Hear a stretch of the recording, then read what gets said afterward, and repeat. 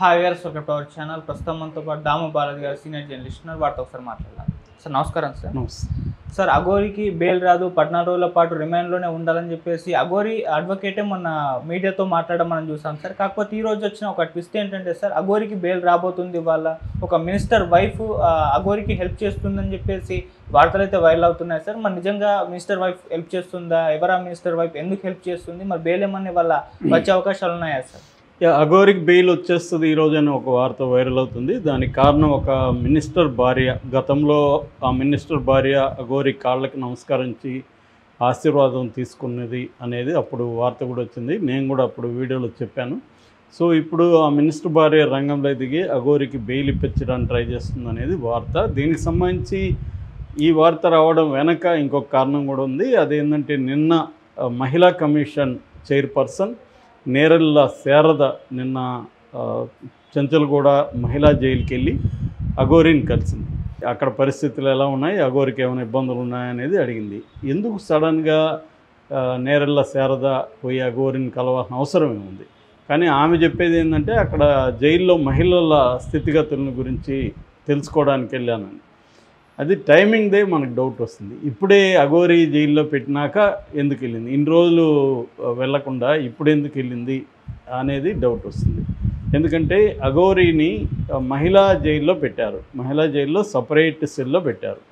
ఎందుకంటే అఘోరి మగాడ అన్న doubt express చేశారు కంది జైలు, సంగారెడ్డిలో ఉండే కంది జైలు అధికారులు.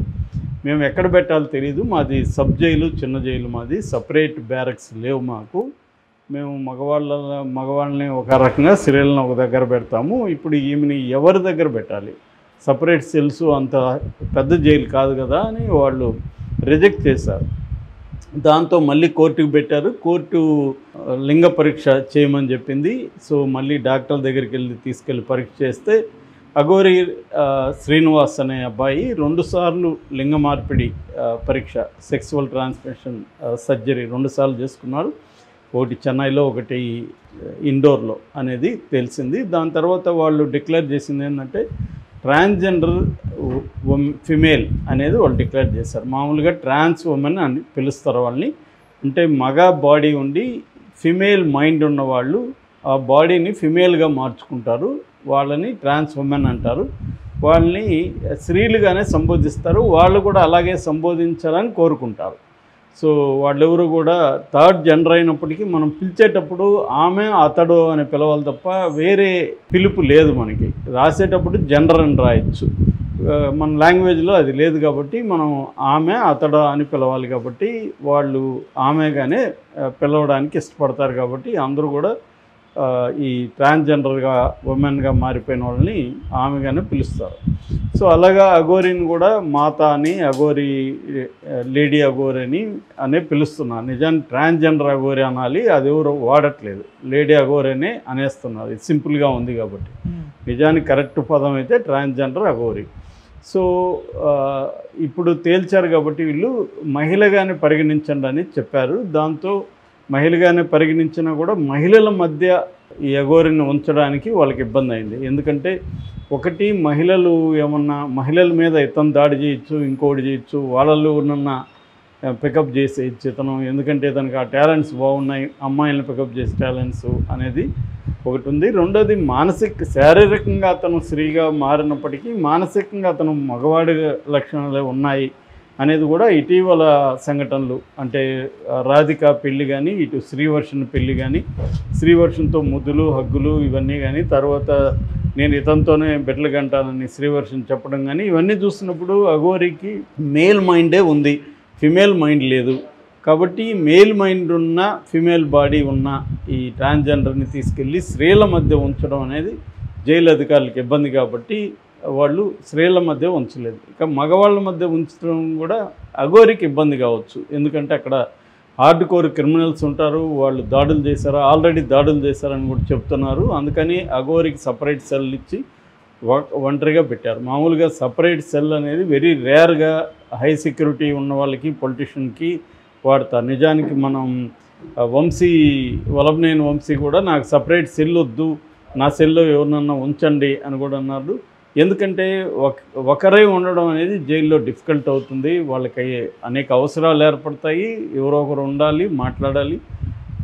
వల్లభనేని వంశీది ఏంటంటే అతనికి హెల్త్ ఇష్యూ కూడా ఉంది కాబట్టి సడన్గా ఏమన్నా అర్ధరాత్రి ఏదైనా అయితే బయటికి తెలియడం కూడా కష్టమవుతుంది కాబట్టి ఎవరైనా ఉంచమన్నారు. దానికోసం జడ్జి గారు మేము సెక్యూరిటీ అలాగే ఉంచలేమని అధికారులు చెప్పినప్పుడు జడ్జి గారు దగ్గర ఆయన సెల్ దగ్గర ఒక వార్డెన్ని పోస్ట్ చేయండి అని చెప్పారు. అంటే ఏదైనా అయినా కూడా వార్డెన్ చూస్తూ ఉండాలి అన్నట్టుగా.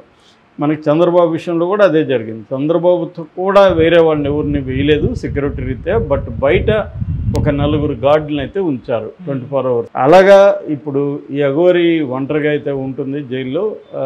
ఇప్పుడు ఈమెల్లి కలవడం వల్ల ఏమైందంటే ఒక అఘోరికి బయట నుంచి పొలిటికల్గా హెల్ప్ దొరుకుతుంది అనేది మనకి అర్థమవుతుంది. ఎందుకంటే శ్రీవర్షణ్ వాళ్ళ బ్రదర్, పెంపుడు బ్రదర్ విష్ణు కూడా పదే పదే చెప్పాడు, అఘోరి వెనక కొంతమంది పొలిటీషియన్లు ఉన్నారు, వాళ్ళ పేర్లు నేను చెప్పకూడదు కానీ నాకు తెలుసు వాళ్ళు ఎవరు అనేది పొలిటీషియన్ ఉన్నారు, అందుకనే అఘోరి ఈ స్థాయిలో రెచ్చిపోవడానికి కారణం పొలిటీషియన్సే అనేది విష్ణు లాంగ్ బ్యాక్ చెప్పాడు.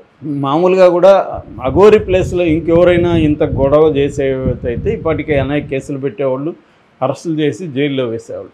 మామూలుగా వీడియోల్లో చెప్తేనే అరెస్టులు చేసేస్తున్నారు, వాళ్ళ పోస్టులు పెడితేనే అరెస్ట్ చేసేస్తున్నారు. అలాంటిది అఘోరి మామూలుగా బూతులు తిట్టలేదు, అనేక మంది రికార్డెడ్ బూతులు ఉన్నాయి. అంబేద్కర్ని అలా ఇంకెవరైనా తిట్టుంటే ఇప్పటికి జైల్లో పెట్టుండేవాడు.